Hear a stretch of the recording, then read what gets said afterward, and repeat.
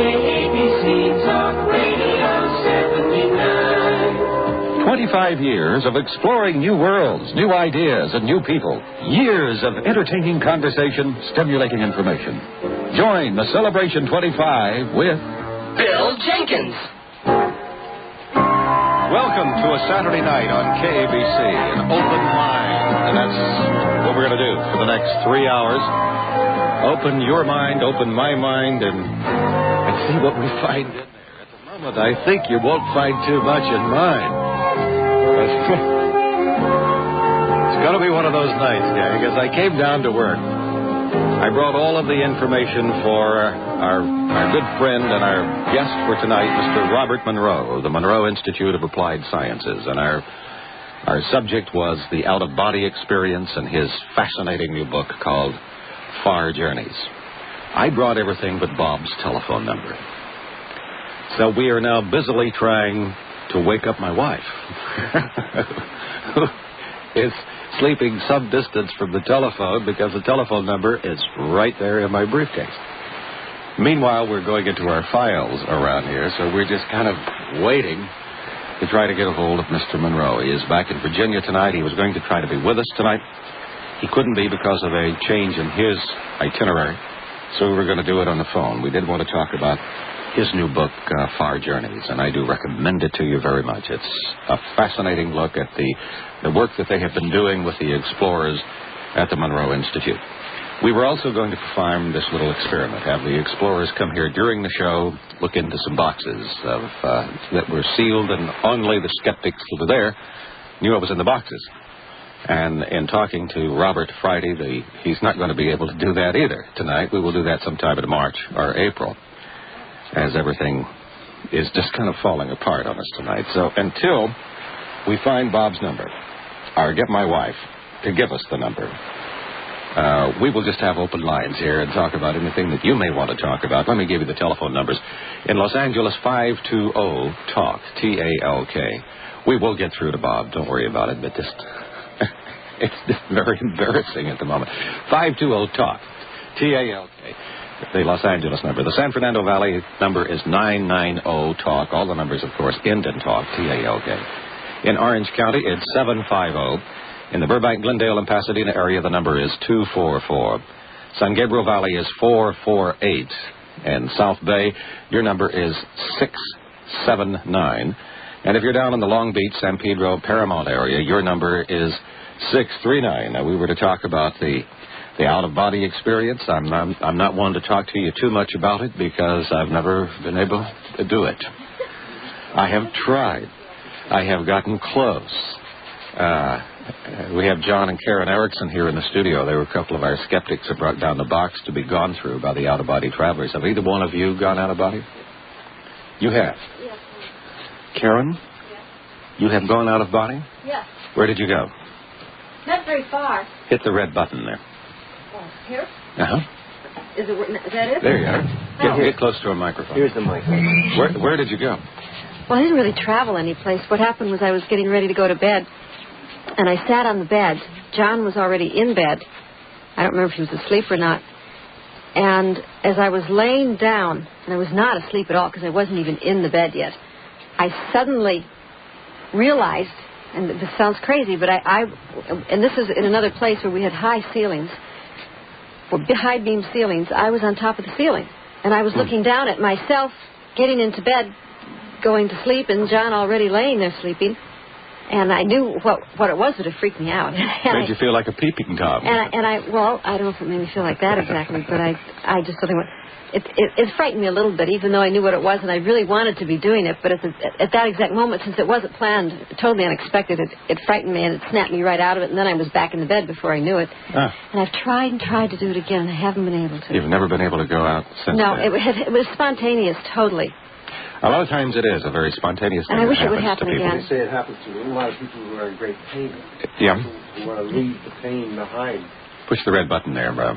There you go, John. Well, I've heard people tell me that people who are in great pain and with some terminal illnesses or something that where they're very, very uncomfortable, they will leave the body so they don't feel it. Well, I'm glad you brought that up because next week Diane Morrissey will be here with the near-death experience that she has been doing so very much research into. And this does happen in the near-death experience. It is a type of out-of-body experience, I think, where they do come back when perhaps they most likely thought they were going to go on beyond. We had a friend of ours who explained the whole accident he went into. It was a head-on collision with a truck in Italy, and he saw the truck come, and suddenly he was catapulted out of the truck before the crash, and was up above, looking down, and saw the whole thing happen. And he was telling himself, "This isn't my time yet. This isn't my time. I'm going back." And he went back. But he remembered seeing everything and everything happening up there. Spiritually, he was up there. Yeah. Or his consciousness was up there. His body was down in the wreck. Yes. And he didn't experience any of the pain or anything during the time it happened until he got back down again. It happens to runners also. As they are really pressing and getting beyond, they'll move out of their body just a little bit. I've had runners tell me that they watch the back of their head as they're running along. Yeah, I've heard that. I didn't know that. Yeah. Mm-hmm. I've heard that. It's not happened to me. I've done it. And that stops a little bit of that pain that happens, from exercise. Pulls it out. So the out-of-body experience is a fascinating thing, and perhaps you have some questions about it or some things that you want to relay about it as we do the best we can to wake up my wife and get Bob Monroe's number so that we can get him on the telephone, because I know he's standing by in Faber, Virginia, to talk to you tonight about his new book, Far Journeys. I'm Bill Jenkins. It's Open Mind. I'm Bill Jenkins. We got the number, and we have Bob Monroe. Bob, how are you? Fine, Bill. How are you? Well, I came down here with all the pieces of information I should have had except your telephone number. I wondered about that. However, we do have a diligent staff. Ron Carr and his group, they went to work and found it. We were unable to arouse my wife, who was sleeping at home by my briefcase, wherein was the number. Well, at least it worked somehow, did it not? It did. And you're on, and we're so delighted that you're with us tonight. The book, Far Journeys. There are some journeys in there that are unbelievable. You got a chance to read it then. I had a chance to get into some of the journeys. I'm going to go back and finish it. We're talking about your explorers dealing with people who are living in different levels who don't even understand what physical life is all about. That's right. So why don't we just kind of go from the beginning about who the explorers are, how that's operating, and what they're doing, and why we're doing all of this. Well, there's many questions involved that you're putting there, and one of them is why we're doing it.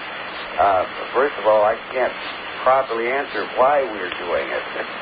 To say the least, beginning about in 1975, I would say, we began a rather intensive series of training of specialized subjects in a laboratory. The outcome of that is an ongoing group of people that we call explorers, and we call them that simply because in one form they're very much that. They are exploring other states of consciousness and other reality systems, utilizing some of the methods and techniques that we've developed over the years. What else can I say except that the best way that one gets a feel for what they encounter is to say that it is the most difficult type of material to translate into a time-space reality. And one of the main problems, therefore, is to help these explorers learn how to do that, to translate what they perceive and do in this out-of-body state into a form that we can understand here now. So that's the beginning anyway. Well, that's the beginning, and I think a lot of that happened because you, for some reason or another, just decided to inadvertently jump out of body, and that began to fascinate you. That's quite true. And this goes all the way back, of course, to 1958 when I was quietly minding my own business, running a company in New York, and then began to inadvertently start the whole concept or the whole business of moving out of my body. And from that, trying to find out which way this is what it is, first of all, by going through our normal mental and psychological, psychiatric interviews and probing, tried to find other answers, and we're going all the way back into 59 and 60. The result was very negative. The first response was, well, I am all right physically. The second, the best answer was that I was very sane, so I must be doing conscious dreaming. And the parapsychologists in 1960 said that it was very interesting, but they had no data. And another recommended that I spend some 10 years at least over in India at some ashram studying under a guru who purportedly might know about such things. Being somewhat of a stubborn sort and having some R&D funds in my company, I said, well, let's see if we can do something about this at a Western level. As a result, I began doing R&D in, that is, research and development into this concept of what is this out-of-body. And that began a long evolution, which ended up where we are now, I suppose. And first of all, I guess it was back in 1970, 71, I published a book called Journeys Out of the Body, which spread throughout the world in terms of an information distributing thing and an inquiry thing as to what other people were doing in the out-of-body state. And so that went on, and it's still going on. And then here came a book called Far Journeys. Well, you know, Bob, of course, Journeys Out of the Bible is, or out of the Bible, out of the body. That's pretty good. Yeah, well, out of the Bible. We'll get into that in a couple of weeks, I guess, around here. Is one of the more definitive works, I think, until Far Journeys came along. Yes. We're going to pause right now and going to call you back. Our line is not as good as we'd like it, so we're going to try another circuit, okay? All right. And continue on with our conversation tonight with Robert Monroe, founder of Monroe Institute of Applied Sciences. Their prime function there is to do research and development and exploring in the out-of-body state and about the out-of-body state and what that's all about. I'm Bill Jenkins. It's Open Mind. Monroe, the founder, president of the Monroe Institute of Applied Sciences. And what they do at the Institute, and they have been doing for many years now, is to very seriously and scientifically investigate this phenomenon known as the out-of-body experience. And indeed, they're explorers, as they are called, who get into a Faraday cage, and out of body they go. Out of body they go, and they go to wild, wild places. And finally, Bob has released some of the information about where they have been going and what they've been doing in his new book, which is just now hitting the stands, called Far Journeys. It is a fascinating piece of reading. We had Bob on the line. The line was not all that good, so we're trying to reconnect with him right now, and so we can hear him better. It was just a little difficult the way it was before, and he has so many fascinating things to say to you. I think about one of the most fascinating of all subject matters that we can get into. Bob, let's try that line. Are we any better? Well, we've tried 3 others. How's this? Well, that seems a little bit better. It is better. Right. Okay, let's go on. So after Journeys Out of the Body, your enterprise has grown quite a bit there. Yes, one of the primarily as a result of a number of different discoveries that we've made along the way. And we hesitate sometimes to call them discoveries. It's simply perhaps a synthesis of many old ideas put into a new form. We're not sure. But in essence, we developed methods that in turn helped improve human consciousness. And we have been using those in a number of different ways. Primarily, it's a technique, a non-invasive technique of application of sound to create a frequency following response in the human brain. And in developing and evolving this, we found it very efficient to help change human consciousness. In the simplest form, we can help people go to sleep or help them stay awake. And you take everything in between, and you see what we have. That's your hemisyncing process. That's right. Well, it does work. My son just obliterated his knee here this last summer. Oh, gracious. And in that cast, I gave him those hemisync tapes, and I says, because he's having a hard time sleeping. Mm-hmm. And I says, maybe you can do something Dad has never been able to do, Ross, and that's go out of body. But he went through the entire program there. He hasn't told me whether he went out of body or not, because if he did, he probably wouldn't want to hurt my feelings, because, Robert, I have not been able to make that trip yet. Well, one of your problems is a very fundamental one, and that is that you can't get your left brain out of the way far enough. And I often suffer with the same problem, and find that I use a very simple technique now that makes it easier. Obviously, it won't take place unless you get about 2 sleep cycles, which is, say, 3 hours sleep, and then awaken after that, and not forcibly, but of your own accord.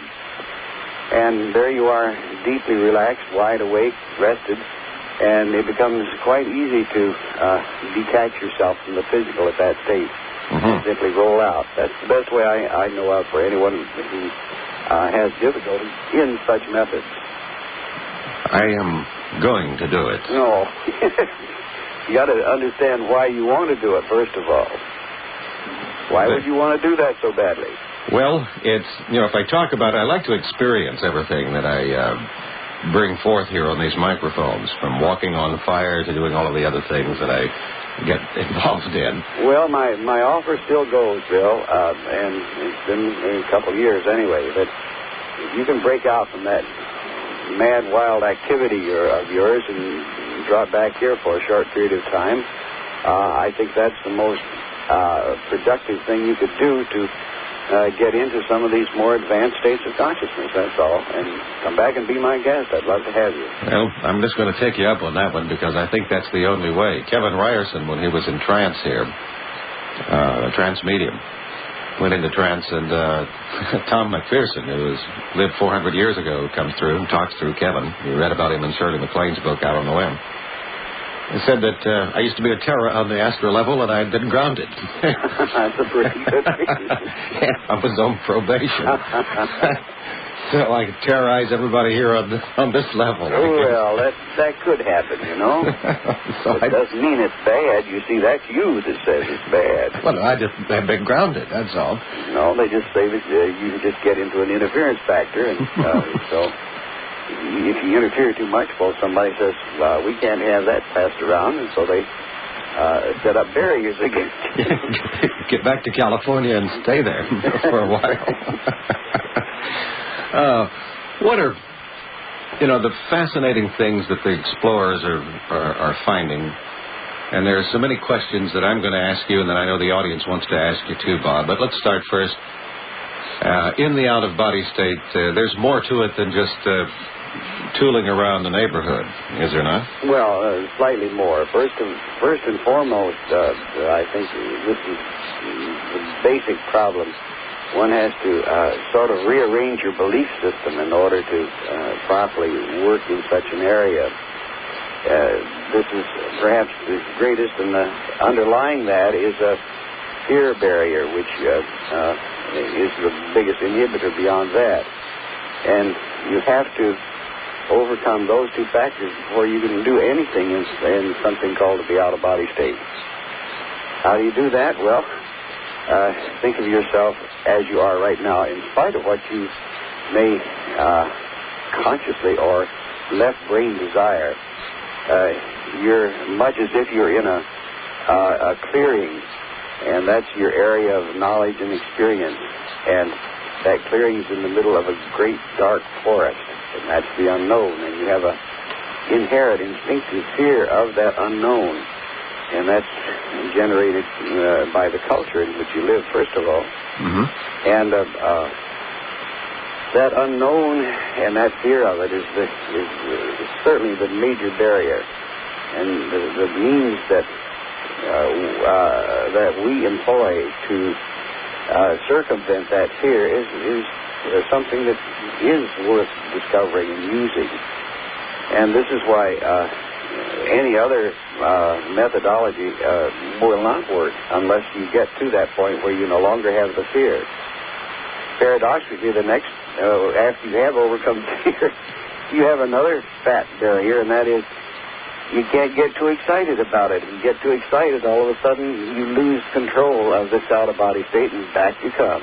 Well, that I have experienced. Now, I have gotten very close. I have felt the rushing sensation, I have felt the sort of quaking thing that you talked about in your first book. And I get so excited and say, hey, I'm getting ready to go, that I wake up. That's exactly what happens.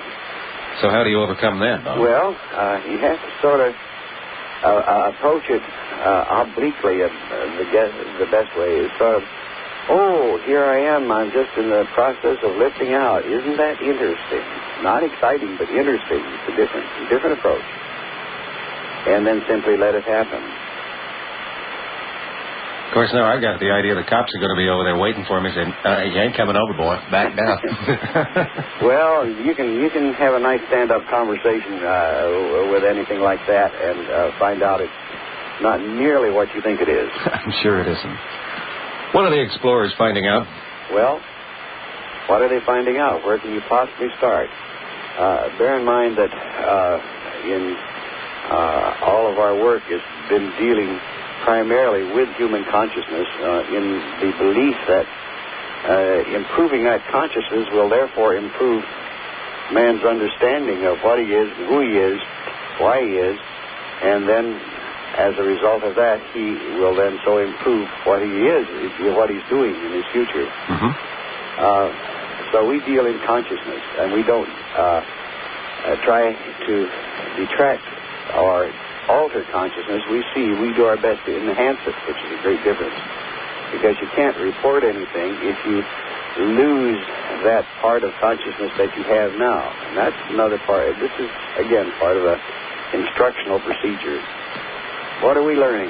Well, first and foremost, we learn that there are three methods that one can use in communication, and we did learn that there is a method of communication that is paramount to it, and to any communication system with anything other, with other states of being than the physical human, and that requires what we call nonverbal communication, where words are not used. And this is, again, words can be used, but they're so limiting that you have to learn this other method of communication, which we call NVC, or nonverbal communication. It's much as if you totally experience instantaneously all of, if I communicated to you that I have a sore big toe, I can say it in words, but if I can send this whole thought to you, as it were, of having a sore big toe, you'll know instantly all the feelings about it. And you'll know what I mean without any words. And this is the fundamental of other intelligent communication. It doesn't deal with words and figures and numbers and things like that. But just the sum total of thought. That is correct. So this is one of the things that we learn, is that we have to make that quantum jump in the way we communicate. And anything less than that is like listening to two notes on an infinite scale. And those two notes are totally inadequate to describe where you are, what you're doing, and what you're perceiving, and any information that you gather.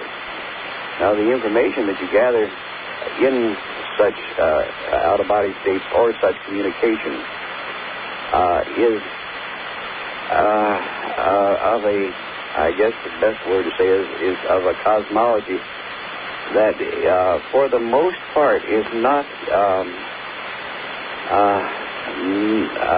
in keeping with what we understand in terms of time, space, physical universe, and patterns like that. It's from an overview that is so, I don't like to use the word alien because it's really not that, but it's from a perspective. If when you were to see the Earth, for example, from the moon, as our astronauts did, they obtained an entirely different perspective of the Earth and the people who are now on it. This is much the overview of time-space that you begin to receive the information from, that type of perspective. And it's most fascinating how it comes out. As I recall, in our previous conversations, your explorers usually go at least in pairs. Not usually, but occasionally is a better word. Occasionally. Yeah. They have to learn to communicate then non-verbally with each other. If they're... That's correct. Mm-hmm. And after they get over that hurdle, I guess they can go on. What are some of the more interesting places that they have journeyed to? You got to remember that we, this is has been the play part of our work, of such exploring. Mm-hmm. Play in the sense that we do other things, and then when we want to play or to have release from the type of very slow, systematic, pedantic type of effort, exploring or investigating, given workable parts of sound frequencies and other supplementary means of improving consciousness, we need a break. The break then has been just as so many humans. Mm-hmm. We have the hope and did have that there was other intelligent life, quote, out there. And so we began to look for it. And for many years we had no results whatsoever. It seemed a very sterile physical universe. And it was only until we began to change the belief system of not only our subjects, our participants, our explorers, but also we ourselves, the conductors, the monitors of such experiments, did things suddenly open up for us. And then after that, it was a very, very busy universe. You did find other life out there then? Yes, very much so, but not in... there was no local intelligent life, such as on Mars or something like that. Far beyond that? Far beyond that. We did run into physical intelligent life. And physical life like ours? Yes, but not humanoid. Okay. If you ask me how these other intelligent physical beings were, it's very difficult, because we automatically assume that intelligence has to follow a humanoid form, and after you get over that, the classic case that we had was where one of our explorers encountered what seemed to be a large elephant, and that's the way he perceived it. And he was very wary and careful about this elephant because he was so small compared to it, when suddenly the elephant winked. And that changed the whole pattern. A winking elephant might change anyone. Yeah, well, it at least implied a consciousness that he certainly didn't think was there. What kind of information was he able to find in dealing with the large thing that he perceived as an elephant? Well, in that particular case, it was just a sort of a friendly interchange of ideas about the structure of the universe and the patterns of development, how it originated, this kind of thing. Mm-hmm. Was it really a Big Bang or what? And most of such physical beings did not know much more than we did in that respect. They had some insights that we did not, but for a cold turkey appraisal and say that the Big Bang Theory is what it is and it just happened, they were somewhat beyond us, let's say, in that. The real gold mine material began to occur, of course, when we began to encounter intelligent beings who had never been even human in any form before. And that's where it became fascinating. Were they in the spiritual realm most of the time? Well, you use the word spiritual, and we're not quite sure what you mean by that, you see. Non-human or non-physical? We call them other energy systems, which are non-physical and are beyond space-time, is the best way to put it. Mm-hmm. And we have found that this is far more common, such communication, than would ordinarily seem.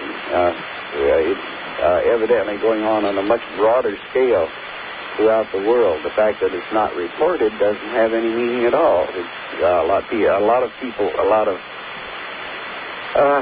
organizations either misinterpret it or are too conservative to report it for what it really is. And that's a nice way of going out on a limb, isn't it? Yes, it is. Might as well get out there and just kind of sit on the edge of it a little bit. As long as we don't saw it off. Don't want to do that. No. But we certainly do want to open some minds to the fact that this is going on. Yeah. That we do have the ability to move outside of our physical selves, to take our conscious energy or our spirit, whatever you may want to call it. Well, take, for example, the piece of information on how this is suddenly within the last 10 or 15 years, mushrooming to a very great degree. Our publishing people in New York say that they have received over 300 manuscripts within the last 2 years that deal with information gathered through so-called channeling sources and means similar to that. Mm-hmm. And I think if there have been over 300 just in this publishing firm alone, and imagine what that might be on a larger scale.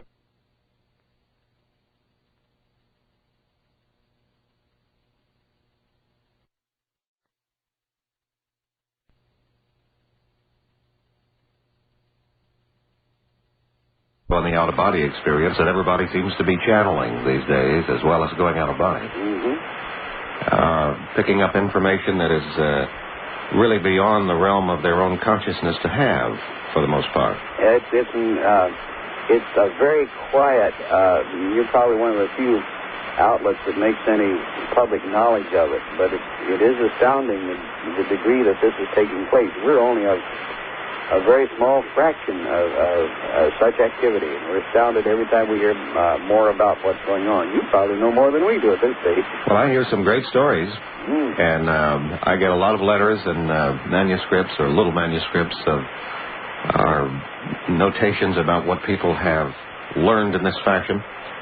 Some of it is quite beautiful. It generally is quite spiritual in one way or another.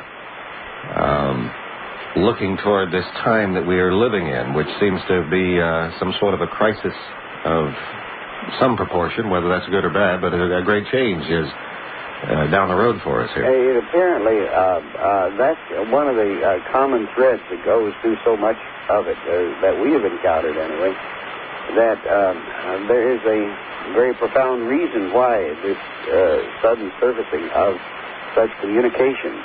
And it appears that there is some crisis pattern, and the information attached to it appears very much to be like the Chinese ideograph that for crisis, which has with pictures two symbols, and one is danger and the other is opportunity. And so we have begun to look upon it as that a message saying that here comes danger and here comes opportunity. What you going to do about it? Mm-hmm. From what you're going to go through, life is going to be a lot better. Mm-hmm. Well, let's say it has the potential of doing that. Well, hopefully we'll be able to turn that around. Yeah. In a moment, let's touch upon another of the interesting aspects of the out-of-body traveler, and your explorers certainly have found out that the time-space continuum is not exactly the way we think it is. That we can travel into the future and into the past in this particular state.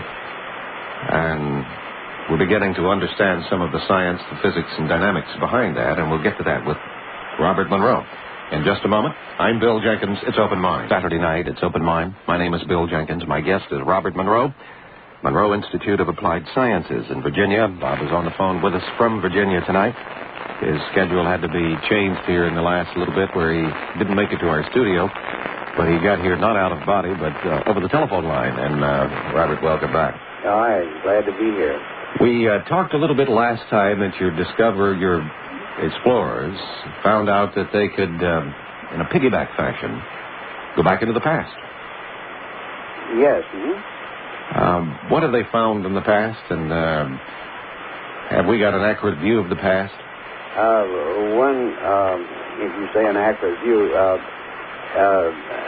historical viewpoint is obviously very colored in its writing, because if you write about wars, who writes about who writes about wars and history is full of wars, for example, the winner writes about them.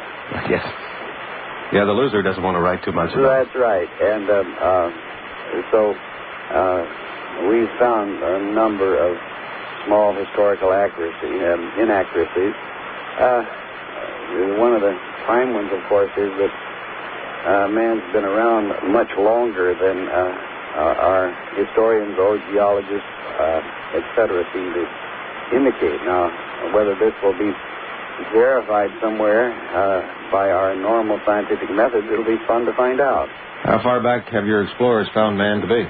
Oh, I think it's about 11 or 12 million years.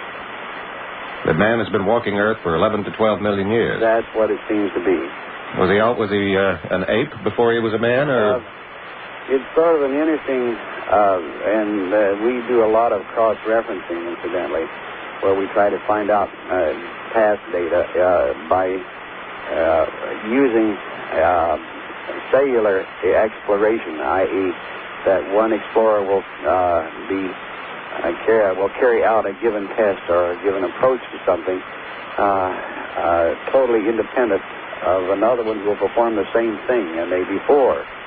And we go back and try to find out the perspectives, bearing very much in mind that each one will be somewhat colored or contaminated by their own personality or their environmental heredity again. So we will try to find out a basis of something utilizing each one uncontaminated by the other. Very difficult to do this, but we have had some success with it. Man's origin is one of the most fascinating ones, of course. And one of the consensus that we do have is that man's truly basic origin came somehow, as is pictured, between land and sea. And that means not in the jungle or not in the water, but apparently in that strip of land area that we would call a beach or near the water. And that's where he seems to have originated, that he began to grow and become independent of other species. And it's most interesting that it's problematical he did not originate out of a sea creature, and this is the other part.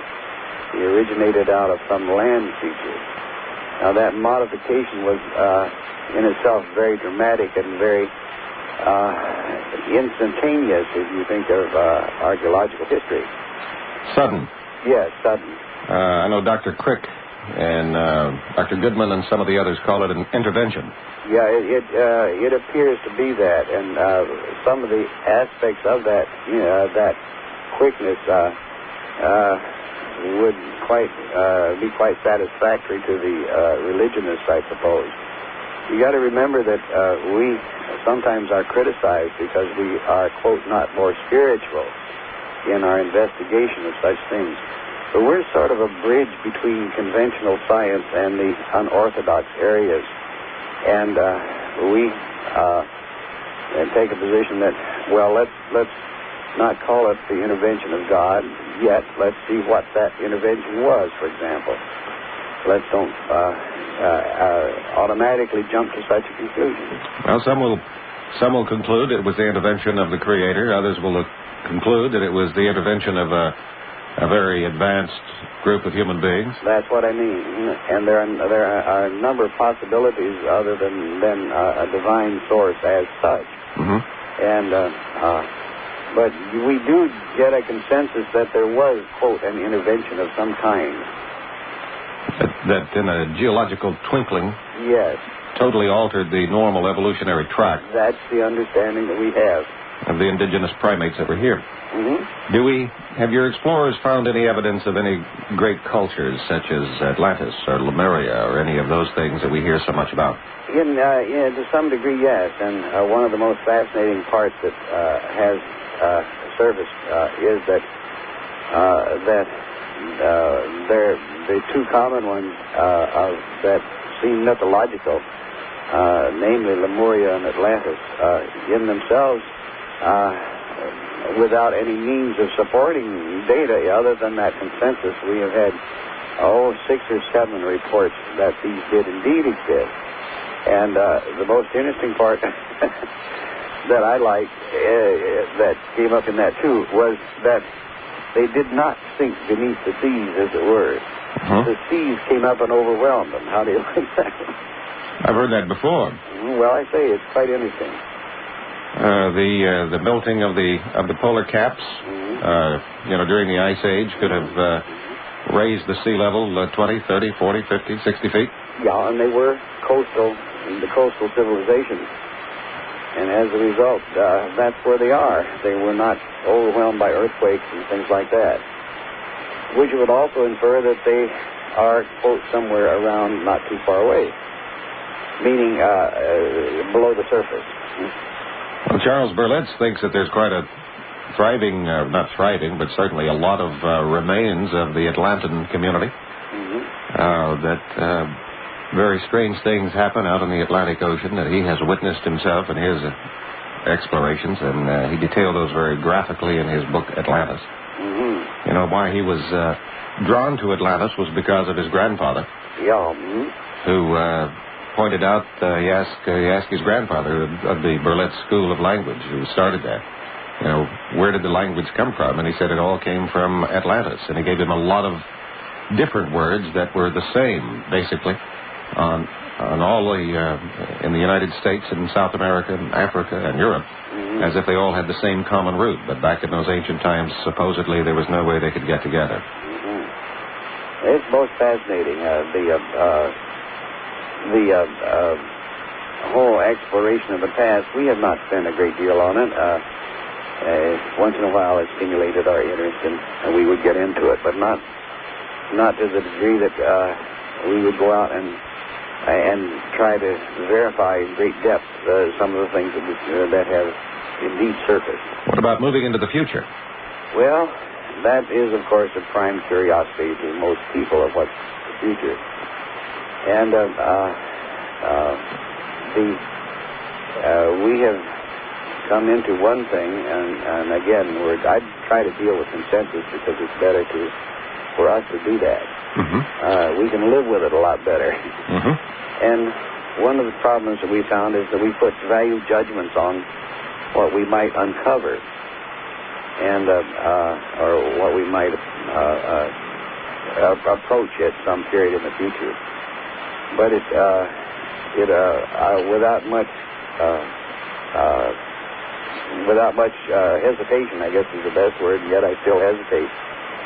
This crisis point in the near future seems very, very valid. The question is what it is, Well, let's talk about that little flash point that's coming up in the future after we take this little break for our news at 10 o'clock here on KABC.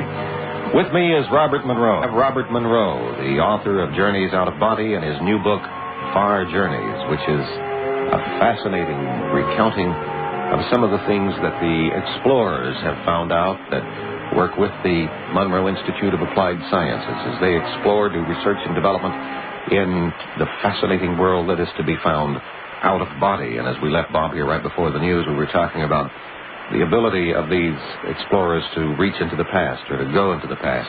Do they literally go into the past and view it as a spectator, or are they a part of it, or how does that function work, Don? Well, interestingly enough, I think the best way to describe it is to describe one event in that.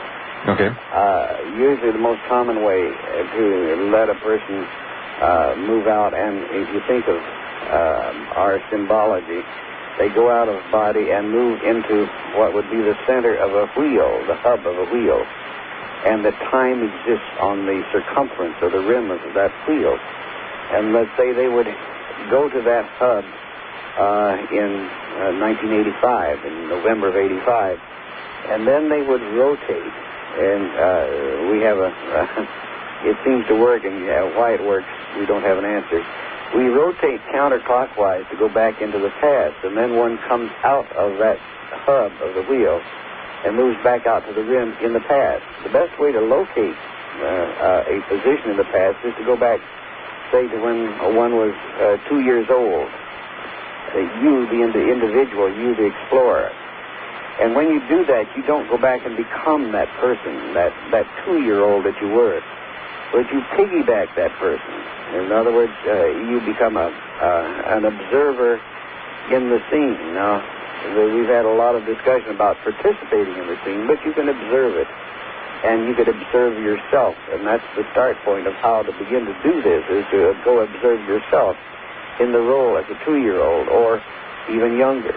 And we go back to such an early age because your conscious memory is certainly not the interfering portion that would bring all of this up. And then from that, having identified and been able to go back to a personal point in the past, then you can roll beyond that.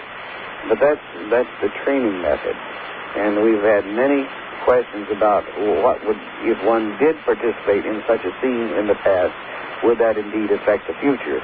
I must tell you quite candidly that we are not, and being very much of neophytes in the whole process, comparatively speaking, have not made any attempt to interfere with the past. Would you have an ability to participate in a scene if you were going back and watching yourself, let's say, as a 2-year-old? It would seem that we would.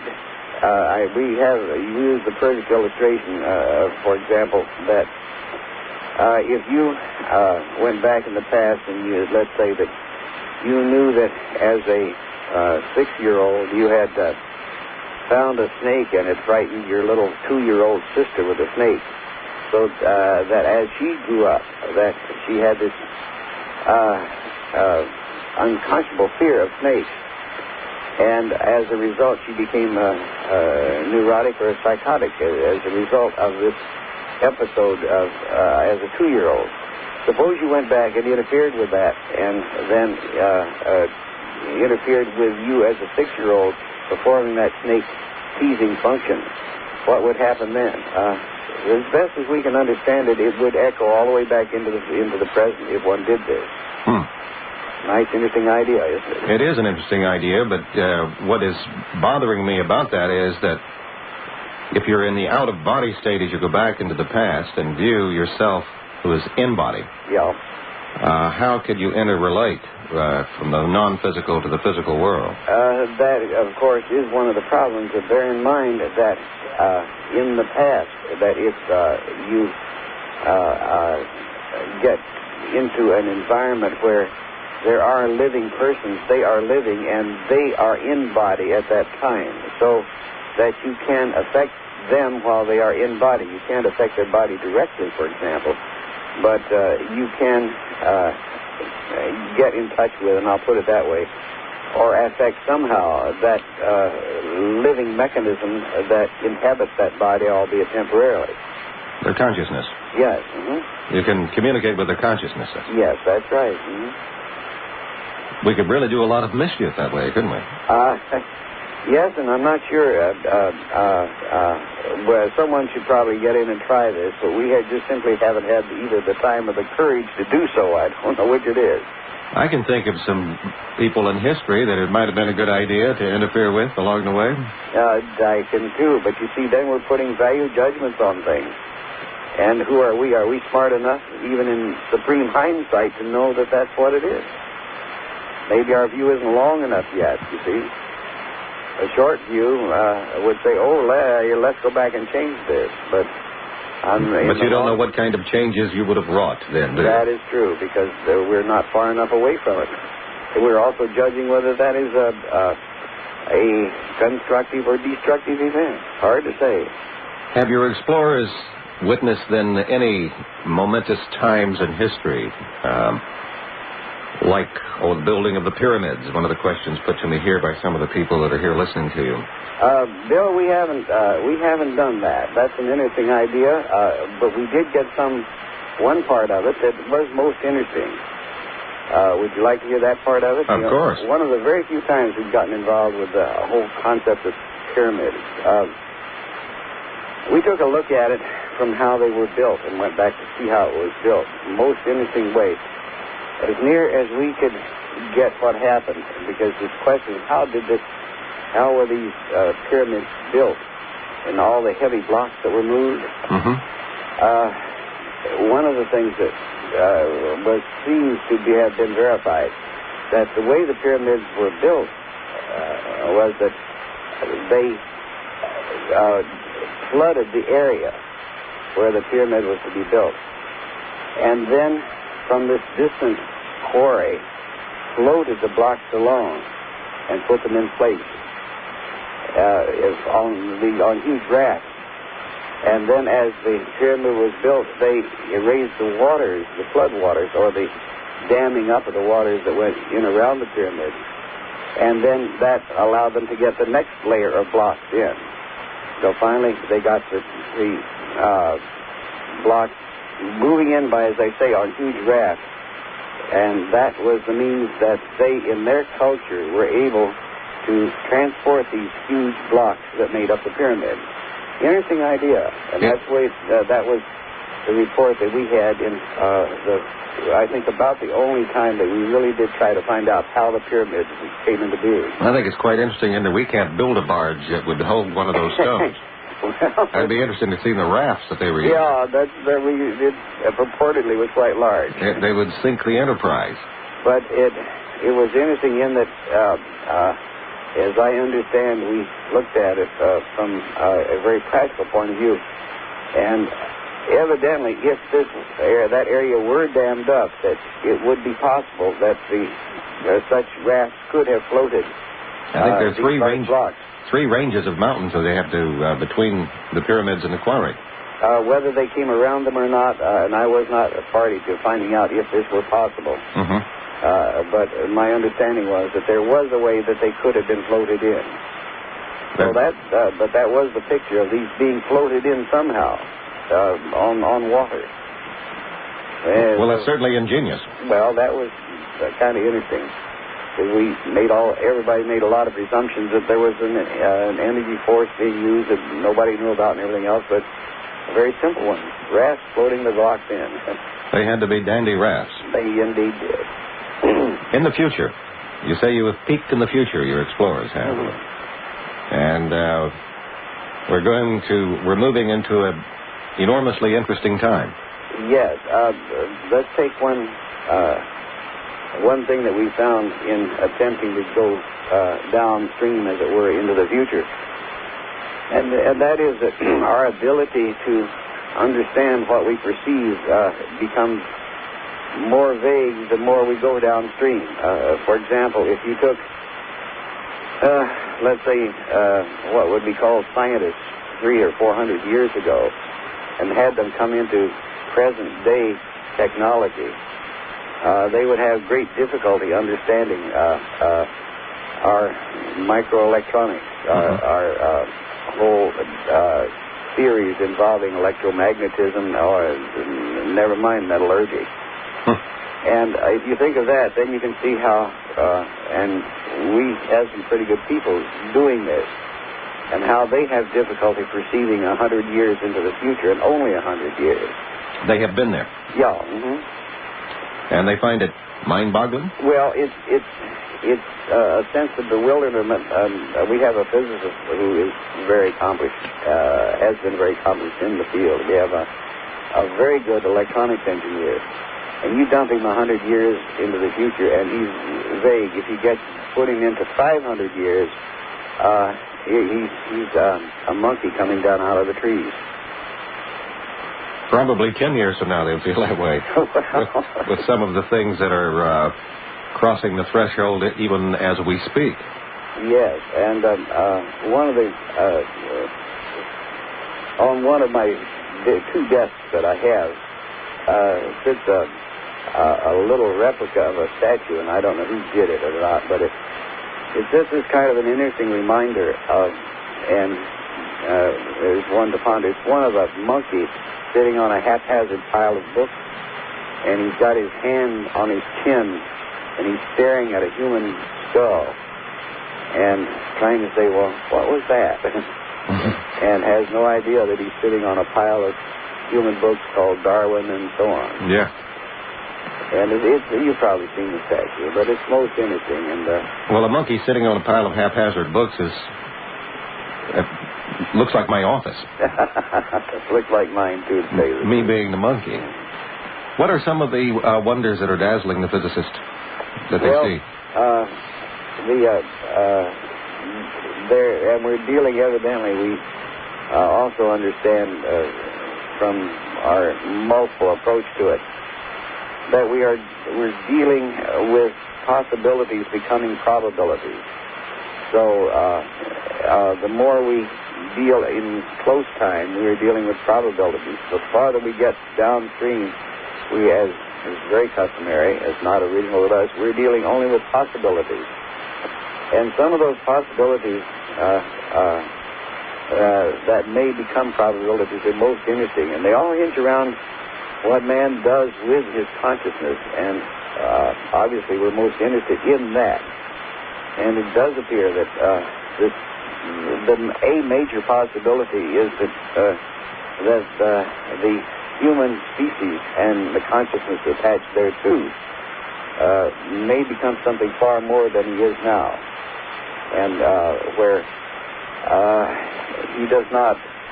And we're talking in a near time frame, and we're talking near time less than 500 years, where he has, through a series of, I'll call them crises, becomes much more than he is now, and he does not need the physical support systems that he uses now.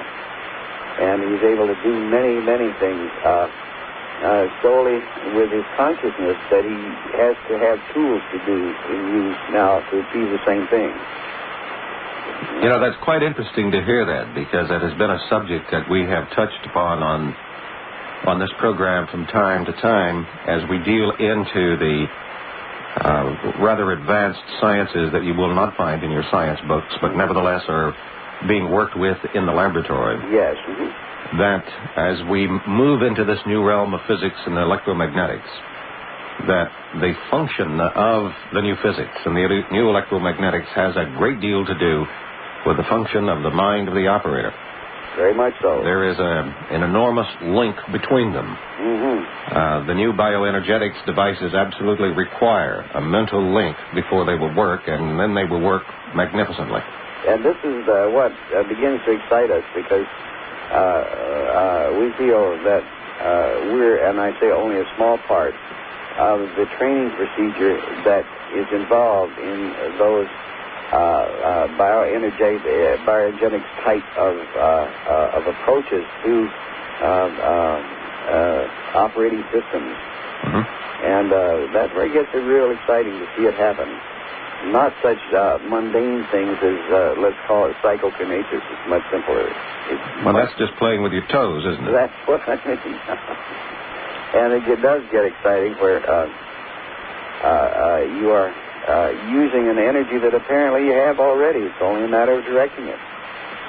Beginning to understand the physics and dynamics of that energy that we have. That is correct. And it all has to do with that hemisync that you're talking about, the left and right hemisphere of the brain. And when you see, where you see a brainwave pattern where, as we do in the laboratory, of an amplitude, which is another way of saying of a volume of some of these narrow-banded frequencies that we use, that's where it gets exciting.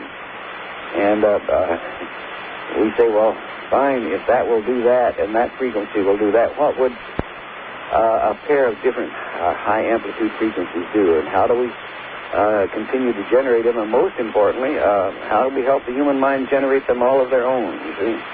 Well, we've talked about quite often here how the left and right hemispheres of the brains actually function as a very efficient scalar interferometer. Yes. And with that kind of energy now being produced, which you can at will, you can do exactly what Jesus said. You can move mountains. That appears to be so. It's only a matter of learning how to focus your attention. Well, there are a lot of people lined up here to talk to you, Bob. You ready to talk to them a little bit? Well, we can try. We can give it a shot, all right? Let me have a sip of coffee first. All right, have a sip of coffee. We'll take a little bit of break. All right. We're talking to Robert Monroe, and his new book is called Far Journeys, and he details some of the journeys that the explorers at the Monroe Institute of Applied Sciences have taken into the past and into the future and into worlds beyond, and have done this in a very carefully controlled scientific fashion. There's no mysticism involved. It's a matter of very serious research and development. And you have a chance to talk to him. Let me give you the numbers again. They all end in talk. And Eric is on the line. Eric, welcome aboard. Well, thank you very much. I want to tell you how much I enjoy your... I'm getting a strange sound in my phone, are you? Yeah, you're sounding like you're coming from some out-of-body state. Yes, well, not as far as I'm aware. I wanted to, first of all, say that one of the first times I ever heard your program, I heard Dr. Serge King, who was actually a replacement for somebody who was supposed to be talking about crystals and wasn't able to get there. Right. And I have just had my first class in Dr. King's Advanced Shamanism class. There you go. Course. So you can see that I've been working with him for a while, and it's been a marvelous experience. Well, you're working with a master there, so... Yes, I have that same impression. One of the fine kahunas. My questions, first of all, are in regard to dreams, in the sense that I have great difficulty remembering my dreams. And I was wondering if there was if there were any comments about this, or anything I could do in the way of using the tapes or anything of that kind. Robert? First, you have to get into the question of the desire or need to remember your dreams. Why do you want to do this? Well, it's my impression that our dreams often are clues to us, or have information for us. And I seem to be kind of cut off from that at this point. I see. Well, one of the most common means of trying to remember dreams lies in a lot of the research that dream labs are doing in lucid dreams, which you might be aware of. Yeah. And the way to do that, first of all, is they have a thing, is to go, as you go to sleep, say you will remember your dreams. And that's a very common way of saying it, and I see nothing that will help any better, primarily, if you are talking in terms of simply remembering dreams. Another way, of course, is to go to sleep at a given time and set an alarm that'll wake you up about an hour and 20 minutes later. And very often, if you practice.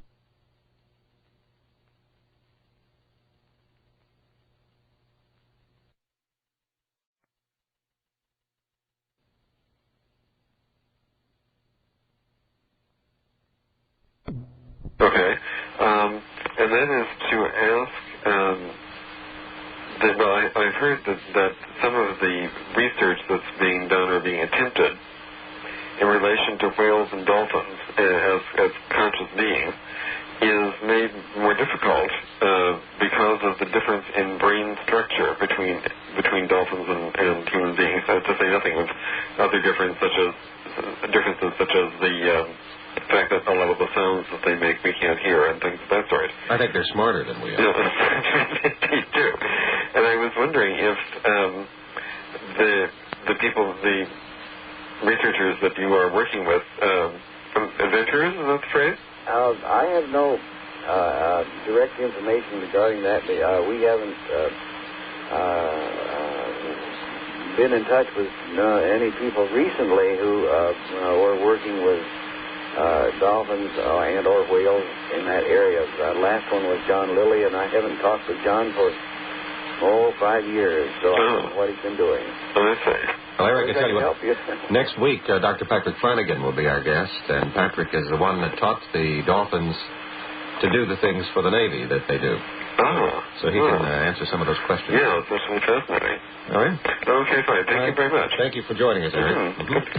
And Dennis was squealing at us pretty loudly there. Shall we try again? Have Dennis turn off his radio there, if he would. That's what it is. Yeah. Sounds to me. Okay. Dennis is not going to do it. So we'll go to James. You're doing the same thing. Oh, it's in our system. Wasn't Dennis's fault, or it wasn't James's fault. So while we correct our system, we'll just continue going on with the wild and wonderful world that the explorers are finding out. One of the explorers ran across a very interesting lady who was trying to show her a rather large building. What was the outcome of that? I didn't get a chance to finish that story. Oh, well, I don't think I included it in Far Journeys. The interesting part of the sequel to that, where this lady, female, I'll put it that way, a very attractive female, lured our physicist, and lured is not quite the word, but he encountered her, and she took him to show him around in her part of a non-physical or another universe system, and then handed him off, as it were, to another person who was a male, and there the conversation developed finally after several encounters. Final part of the encounter was quite interesting after having great difficulty in learning their technology, or beginning to even, that it was finally discovered that our physicist, being a male, was deliberately lured there by this female because they got the signal that that's the only way they could get him there, was luring there by a female. Oh, really? Which we thought was a lot of fun. Did he learn anything? With great difficulty. However, that particular system agreed that they would attempt to teach him the fundamentals of their technology or their sciences. But it became an excruciatingly difficult process and encompassed so much time that we were unable to get it down to any degree of commonality, I guess the best word is. Just beyond his it was scope. Beyond his, and he was and is a tremendously talented person intellectually, and he still could not get a satisfactory base on which he could understand it. Well, maybe we have cleared up our system here. We'll try talking to James. James, are you there? Yes, I am. All right. Is this clear enough for you? Well, now it seems to be working. Okay. Mr. Monroe and Mr. Jenkins. First of all, keeping in mind that the name of the show is Open Mind, let me tell you what makes a skeptic, and then let me tell you why I'm skeptical about out-of-body. About 18 months ago, you talked about free energy devices, and you said that within a year we'd have them and we could unhook our energy supplies from utilities. You talked about crystals, and I went out and I got a crystal and I put it in my refrigerator. All I have is a cold crystal. You talked about firewalking, and subsequently I saw a demonstration by people who were totally untrained, and they just demonstrated that it's possible to do this. There's nothing mysterious about it. And now I hear Mr. Monroe talking about out-of-body, and he talks about going to other planets and going back in time and forward in time. If this is really possible, why not do a demonstration in real time? I mean, why doesn't he have one of his explorers come to your studio and, describe things or do, make some kind of concrete demonstration? All I hear is... That indeed was what we were planning on doing, but we were not able to do it. Well, all I hear is abstractions. And I think if you want... I may be a skeptic, but I think if you want to convince anybody that any of this is possible, why are all of these feats that can't be... there's no evidence for done? Why can't we do something more concrete? That's a very interesting question. I can give you a very immediate and very early response as far as we're concerned. We're not in the process of proving it to the world at large, and that may be selfish because we're simply basically finding out for our own edification. We get pushed into corners now and then to say, well, what are you doing? But that's not our stance, is to make a massive public demonstration of it. There are others who might want to do this, but this hasn't been our role. That's the fastest and easiest answer. So we are not attempting to really prove it to anyone else. We can give the tools and say that these tools are available for an individual to find out for himself if he so wishes. But massive and I say, Bill Jenkins is, I consider, a friend, and we get on and chat in here, but it is not to prove the validity or the non-validity of the out-of-body state. There are studies that have gone ahead and have indicated, for example, that on a worldwide base, some 25% of the world population has had at least one spontaneous out-of-body experience they can remember. But how do we know these aren't just hallucinations or dreams? I mean, well, if you could give some concrete evidence to people, and if the question always is what would you consider concrete evidence? You see? Well, okay. For example, if it is possible to move out of the body and cross state lines, at the speed of light, which it must be possible to go to other planets and come back in a lifetime. Yes. Why not have somebody go from Louisiana to Los Angeles and describe things in a room? We have done that. We have done that any number of times. Well, we've done better than that, but as a matter of fact. Then why don't we talk about that? Because you're talking about a lot of abstractions about things that people really can't relate with, about winking elephants and... Well, you see, we've gotten to that stage in our talk. Right. Well, then I'd like to hear, I'd like to hear some of the concrete things that have been done that can be documented. Well, it depends on what you mean by documentation. If you say, you see, there's many conflicting things. For example, one can be a remote viewer, as it were, which is a current phrase for, let's say, clairvoyance in the old-fashioned way. And a remote viewer can from a distance, perceive activities at a given site or a given target location, and can report very accurately what the activities there or what is there at that location. But that's not the out-of-body state. So the criteria for, let's call it, proof is very difficult because you're dealing with something of which you have no way of measuring, and that's one of the great problems. It's true. Am I incorrect in my supposition that an out-of-body state can be in real time, that someone could leave their body and go to a location that's maybe 30 or 40 or 200 miles away and come back and report things? Oh, very much so, yes. We did much of that 15 years ago, let's say. 10 to 15 years ago, we did a lot of that type of work. We have not done it recently. Bill, do you understand what I'm talking about? I hear what you're doing. Hear what you're saying, and Bob's being rather specific. They have done that. They have done that over and over again, and they have moved on to other realms of investigating this particular phenomenon, which has a great deal more impact upon what we're going to learn, other than just playing with it and saying, "Here, I'm going to run over to Arizona at some place in Phoenix, tell you what's happening, come back, and look what I've done."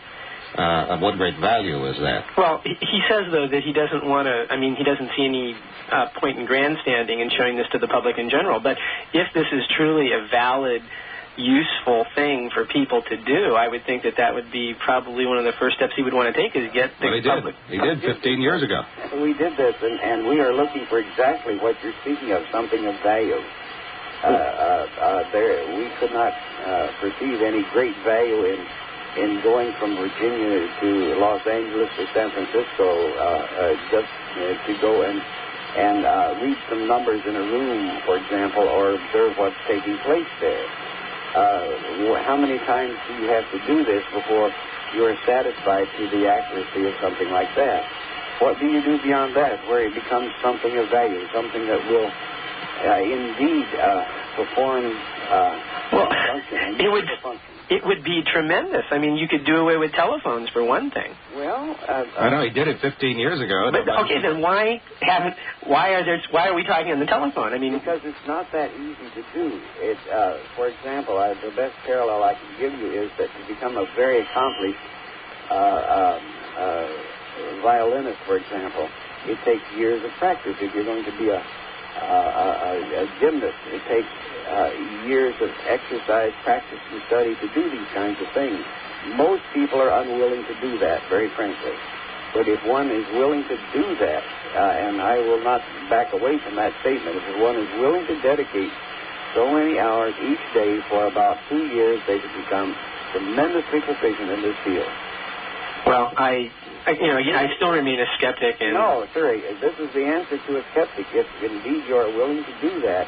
Well, I think before you can get someone who's a skeptic to donate 2 years of his life, you have to do something a little bit more concrete than what I hear. Well, I hear something happened 15 years ago, but I mean. What's the difference in it happening 15 years ago or 10 minutes ago? Well, if there was some demonstration to me that it happened, I mean, rather than saying that it happened, that's the difference. Those tools, the methods of doing that in a very simple demonstration are available to you through a number of different ways. If you are interested enough to take the time to do something like that, those systems, those methods are available. Yeah, they have the gateway programs that are conducted here in Los Angeles quite often. But you see, you don't even need to do that. There are other ways of doing it, Bill. Mm-hmm. And people say, well, this is very good and a very valid point. Prove it to me. Why? Let them prove it to themselves, and that's the only way you can do it.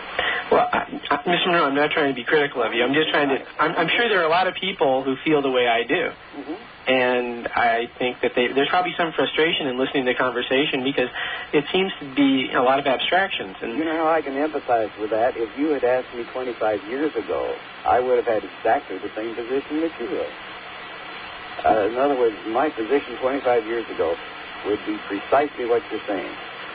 Without any... What was it that convinced you to donate so much of your life to this? I mean, who opened your eyes, or what demonstration, or what happened? Well, what happened in a very simple form all the way back in 1958. This started happening with me.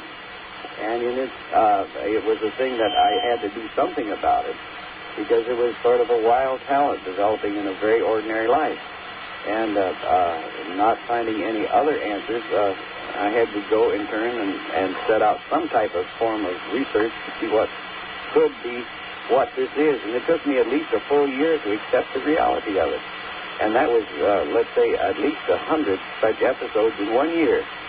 And during that whole year, my skepticism was exactly where yours is. Well, and I could not accept it until the very thing that you talk about took place, namely that I encountered means of being able to prove it.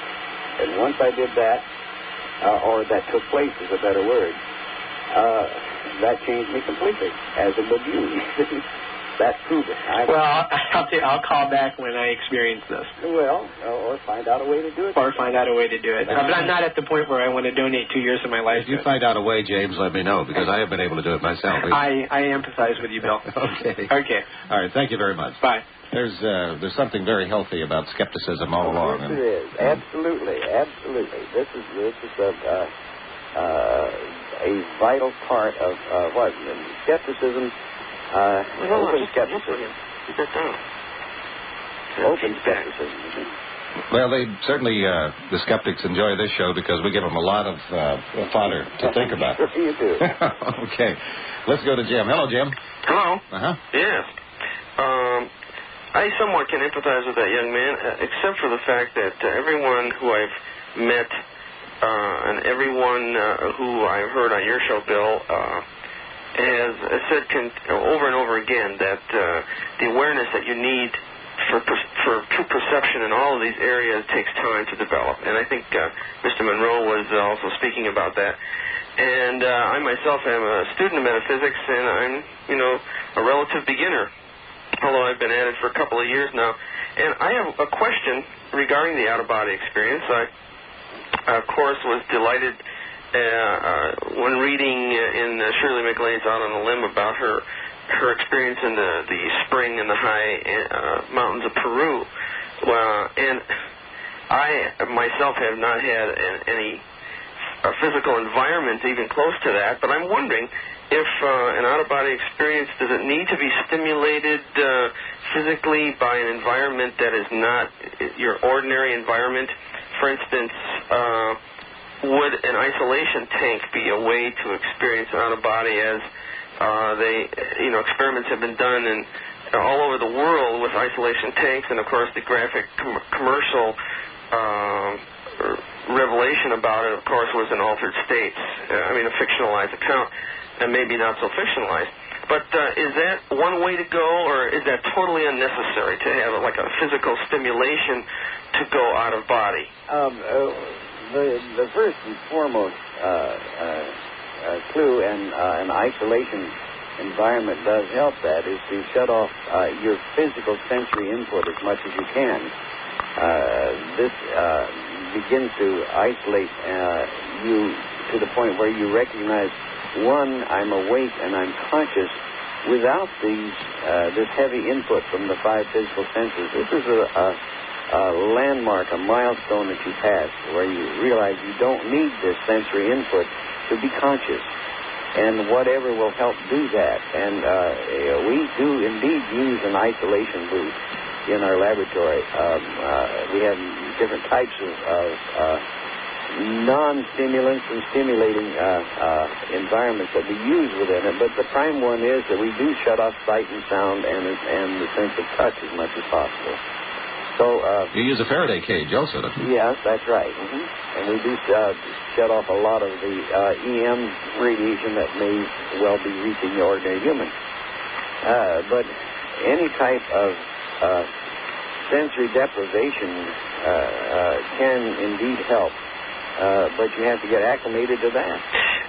From your experiments with your explorers, have you found out that if that is the starting point, that after a while these people are able to,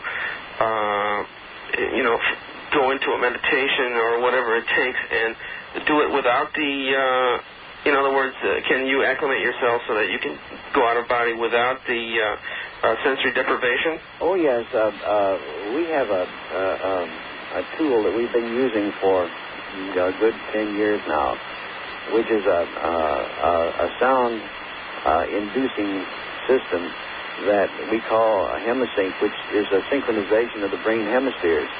But that is a learning thing that one learns much like biofeedback, so that they can, a participant can recreate that state, no matter what his environment, whether it's outside of the isolation booth and outside of what we call our check units, which is a controlled ballistic environmental chamber, and can do it, as it were, even in an airport, sitting in a chair in an airport.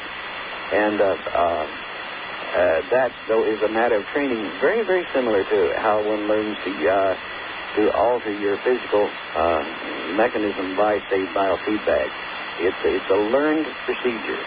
And once having learned it, you don't need this, the training wheels, as it were. Either the methods that we use or the isolation. Are some of these methods that you're describing designated in your new book? Yes, very much, to a very definite degree. Some of the most important parts of it are related in the book. Terrific. Well, I'm looking forward to that. All right.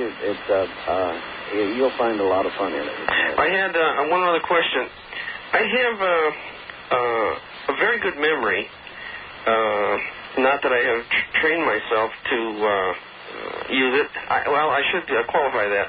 I have a memory. My memory to go back into the past is very good. I'm very bad with names and that kind of thing. But as far as my own life goes, I can go back, and I can go back to when I was a year old and even younger than that, to very specific days and times of that period of my life, and I can recall. Goodness, I can recall the smell of our yard and the smell of my dog, for instance. The olfactory sense was so vivid. And the smell of our house. We lived in a flat, and my grandmother lived downstairs, and we lived upstairs, and each house had its own. Anyway, I'm wondering that with that kind of a memory... You have a very great opportunity, and you ought to use it. I was just going to ask you that. Is that going to be a help to get back, to go back, in other words, either into a past life regression and or an out-of-body experience? All right. There are two ways you can use that recall system. One, follow the path you've already started, and that is deliberately keep working backward till you get down to your actual physical birth. And if you can go back to 1 year and under, then you should be able to do this. And do it very deliberately. And then go back into a pre-birth state and see what happens. Right. I assure you, if you have that kind of recall control, you won't get in any trouble or anything like that. It'll be a very fascinating thing. And you can't take a notepad with you, so it's good to have the memory. Are the two related? I mean, is there a relationship between going out of body and going into a regressive state? Not necessarily, no. But Okay. it all is a system of memory. For example, we take the position right now that you meaning all of us, go out of body during sleep at night. For a number of reasons that are not all totally apparent at the moment.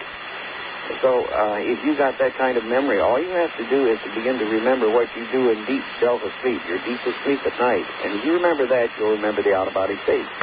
And is that something that can be helped by this, what you mentioned about going in an hour and 20 minutes with an alarm to remember? Because that is something I don't do very well, is remember my dreams. My wife is... The alarm system can work very well that way. Only if you want to really find the out-of-body state instead of dreams. I was talking dreams. Oh, that was dreams, right. That was dreams. But you can do the same thing with an alarm system. Simple, and try to make it as gentle as you can. I have an alarm system that's about to go off here, gentlemen. Well, thank you so much. Right. I'm looking forward to your book. All right, Jim. In the middle of your sleep. Right in the middle of your sleep. Thank you. Thank you very much for your call, Jim. I'm Bill Jenkins. With me, Bob. Leona. Fiona. Fiona. How are you, Fiona? I'm fine. First of all, I love your programs, Bill. Thank you. I just wanted to say for the healthy skeptic about the crystal, I wonder if he got a cluster of crystals put in his refrigerator or just a plain crystal, because it makes a difference. I don't know. I have one about the size of my thumb in mine. And well, it makes a big difference. I was told that you have to use the clusters, not just the one crystal, and I was told that by the crystal people in the valley. Yeah. Okay. So just to let him know. All right. What's on your mind, hon? No, nothing really. I just heard him talking, and that was about it. Oh, that's I it. just listened happily to everything that you have on. Oh, well, thank you very much. Okay. Appreciate that. Okay. Okay, Florence, you're on. Hello, Bill. This is very interesting. Have you gotten into healing with your work? In the out-of-body state? Yes. Have any of your people... I have experiences such as this, and was taken into a vast area of light, and it seems to be extremely healing. I bring it into my body. And, I have kind of quantum leaps, and then I get scared, and I have to wait and let my intellect catch up. I don't know. What have you found about healing of the explorers, Bob? Well, that's very interesting, and the kind of scared thing is the most important part that you, and that is the inhibitor. All I can say is that ordinarily, and I say that I cannot think of an exception. Our explorers, quote, make friends with a non-physical being. I'll put that word in whatever. Oh, yeah. I've seen them. And the prime rule or basis of that association is the well-being of the explorer. And they do indeed perform various functions to help that explorer be healthy, and including healing and some very spectacular things. Yeah, like a guide. And then... Yes, but their association does produce some most spectacular healing processes. We've observed... Well, let's pick that up, Bob, whenever we get back. There's our music. We're going to take a break for explorers, those who are working under laboratory conditions there, very controlled situations. When they run into other entities on the other side, there's quite a great deal of concern about their well-being, and that there has been some healing done with them in the out-of-body state that's translated then into their physical life. Is that what you were saying? Yes. I need to qualify and say that not on just a very casual contact, but where such communication, or I say association, whatever you want to call it, is on an ongoing basis. The prime concern of that non-physical being is the health and I would say happiness too of that particular explorer.